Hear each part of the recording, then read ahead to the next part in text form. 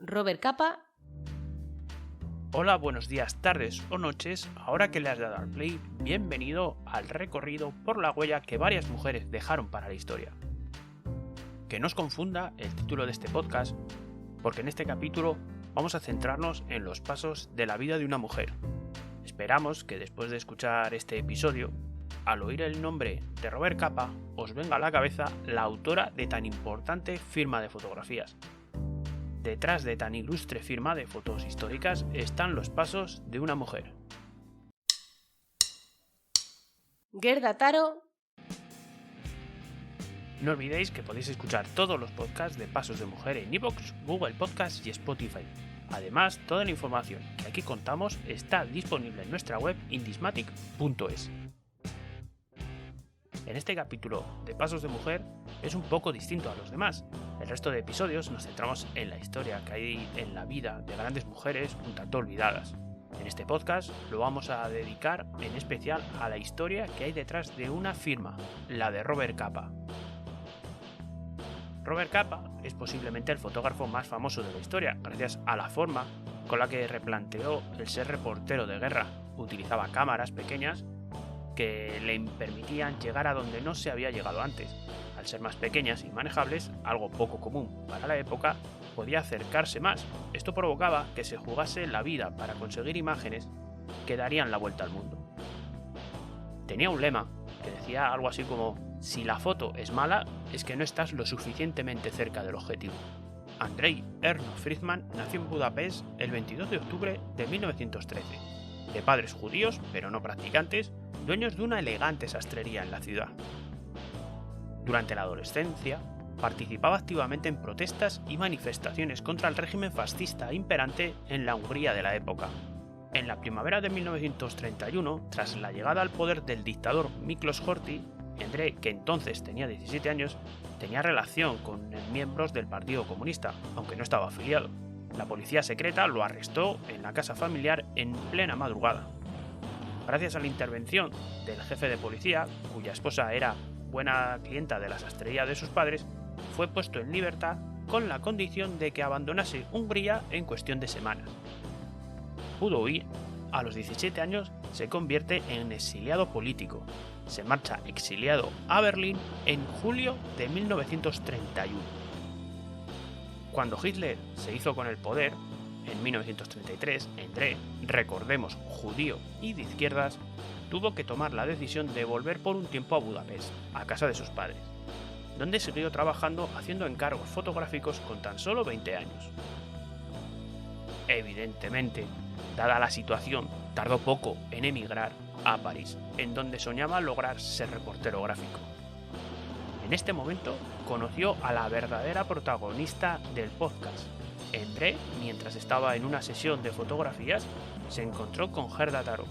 Rápidamente se enamoraron y comenzaron una vida juntos. Pero antes de continuar, vamos a situarla en el tiempo y el espacio. Gerda Oril, Gerda Taro, nació en Stuttgart, Alemania, el 1 de agosto de 1910. De padres con ascendencia polaca, ella tenía doble nacionalidad. Vivió en la ciudad alemana de Leipzig. Fue una alumna excelente a la que se le daban muy bien los idiomas. Cuenta la leyenda que en el club de tenis al que acudía con 17 años conoció a su primer amor, con quien al poco de conocerlo ya quería casarse. Sus padres no estaban a favor. Decidieron mandarla a un internado a 1000 kilómetros en Ginebra, Suiza, donde aprendió a hablar francés.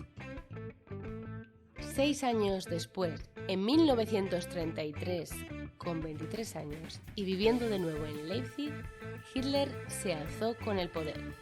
Los nazis la detuvieron y encarcelaron, acusada de repartir panfletos antifascistas. Aunque la verdadera razón de su detención era otra. Los nazis querían utilizarla de cebo para cazar a sus hermanos. Pensaban que ellos se entregarían, algo que nunca ocurrió. Según cuenta la leyenda, el padre de Gerda fue su ángel de la guarda en prisión. Él le llevaba cigarrillos para ganarse el favor del resto de presas. Los cigarrillos y su forma de ser la hicieron muy popular en la cárcel. Gerda, estando en prisión, inventó un sistema de golpes para comunicarse con otras reclusas a través de las celdas. Los nazis habían empezado a enviar judíos a los campos de concentración. En ese momento querían, entre comillas, guardar las formas internacionalmente. Así que accedieron a las peticiones de la Embajada de Polonia y dejaron en libertad a Taró. Al salir de la cárcel, emigró a París. A los 24 años conoció a André Friedman, que trabajaba de fotógrafo básicamente en lo que podía. El azar hizo que estuviese buscando modelos para un anuncio de seguros que le habían encargado en una agencia fotográfica.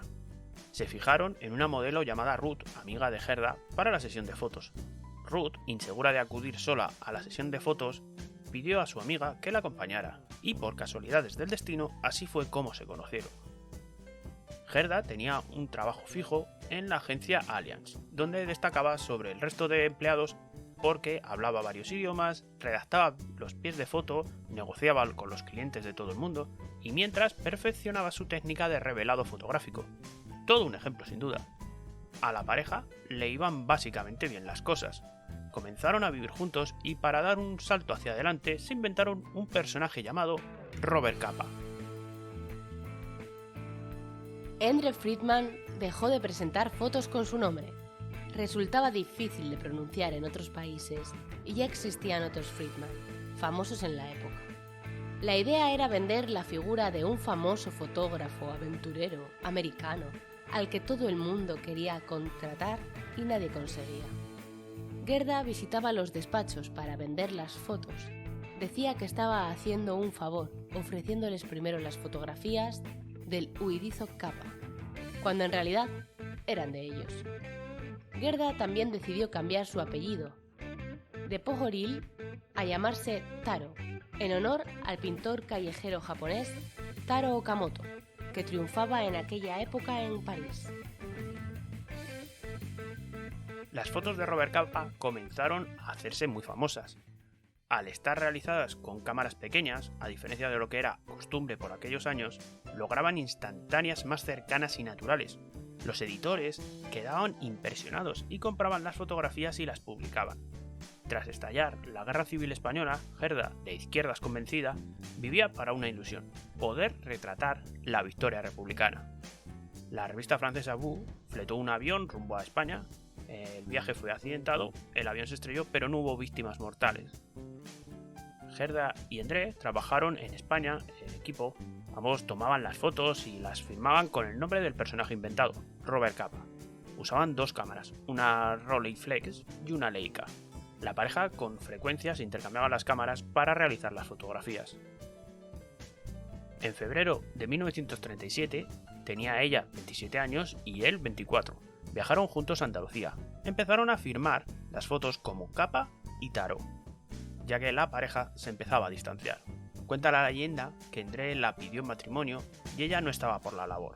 En aquella época, en el Código Civil de Francia y en tantos otros países, figuraba la expresión: la esposa debe respetar y obedecer al marido. Y ella tenía otra mentalidad que no encajaba con aquella definición. En mayo de 1937 estuvieron viviendo juntos en Valencia. André la dejó sola para ir al frente de Bilbao. Y fue entonces cuando ella, en mayo del 37, abandonó por completo la figura de Capa y empezó a firmar sus fotografías como Gerda Taro. Un mes después, a finales de junio del 37, se despidieron.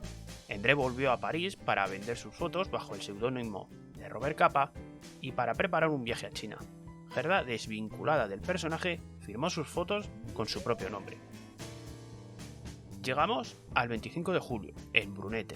Un bombardeo de la Legión Cóndor de Franco provocó que las tropas republicanas tuvieran que retirarse y Gerda huyó con ellos.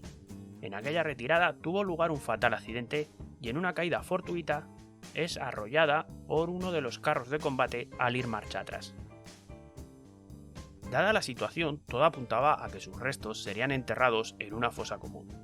Pero desde el hospital donde se encontraba el cuerpo llamaron a Rafael Alberti y a su mujer, María Teresa, dirigentes de la Alianza de Intelectuales Antifascistas. para que pudiera recibir una sepultura digna, Alberti y su mujer trasladaron su cadáver hasta Madrid en un improvisado ataúd de madera. Es enterrada en París con todos los honores. Durante décadas fue desconocida su vida y su trabajo fotográfico un tanto olvidado. Su familia murió además en el Holocausto nazi. Gerda Taro se convirtió en la primera mujer fotoperiodista en inmortalizar un frente de guerra y desgraciadamente fue la primera en morir fotografiando un combate. André, con el que se tenía planeado reencontrarse en Francia, cuenta la leyenda que acudió a su entierro llevando la fotografía Muerte de un miliciano. La instantánea más representativa del trabajo firmado por Robert Capa es la titulada Muerte de un miliciano, conocida por representar el instante justo de la muerte. Es una de las fotografías más famosas de la historia, convertida en un símbolo antibelicista y antifascista. Se publicó por primera vez en la revista francesa Vous, pero en reconocimiento mundial surgió cuando se publicó en Life. Llama la atención de la fotografía el ver el instante mismo de la muerte. Muchos expertos la equiparan con los cuadros de Goya en los que se dibujaba la batalla contra los franceses. Gracias a esta foto, el personaje creado por Robert Capa se convirtió en eterno. Posiblemente es la fotografía más icónica del siglo XX, o una de las más icónicas. La imagen del soldado cayendo en el frente tras ser alcanzado por una bala franquista es una de las más reproducidas del mundo desde que se publicó en 1936. La fotografía, al ser firmada por el seudónimo inventado, no quedó desde el principio del todo claro quién de los dos fue la persona que fotografió el instante, ya que entre ellos era muy normal que se intercambiaran las cámaras que usaban. La verdadera autoría de las fotografías que realizaron cada uno de los miembros de la pareja no se produjo hasta 1995 por casualidades del destino, con la aparición de la llamada maleta mexicana. En 1995 aparecen, tras 60 años de búsqueda, los negativos perdidos de Gerda Taro, Robert Capa y Chim, otro fotoperiodista que acompañaba a la pareja. Apareció de manera casual durante una exposición de fotografías de Robert Capa en Ciudad de México. Un visitante se dio cuenta de que aquellas instantáneas se parecían a la colección de negativos que una tía suya le había dejado hacía años como parte de una herencia. Todos los responsables de la exposición se quedaron asombrados cuando el cineasta mexicano Benjamin Traver lo enseñó. Son más de 4.500 negativos de fotografías de la Guerra Civil Española hechas por Robert Capa, Gerda Taro y el fotógrafo David Seymour, Chim. En la maleta mexicana se descubre realmente a la esencia de la forma de trabajar y cómo se desarrollan sus últimos años de vida. El grueso de los negativos son de 3 momentos clave de la Guerra Civil Española: Frente de Valencia y Córdoba, Frente de la Sierra de Madrid y la Batalla de Brunete. En 2007, Tarver entregó la totalidad de los negativos a la Fundación de los 3 fotógrafos.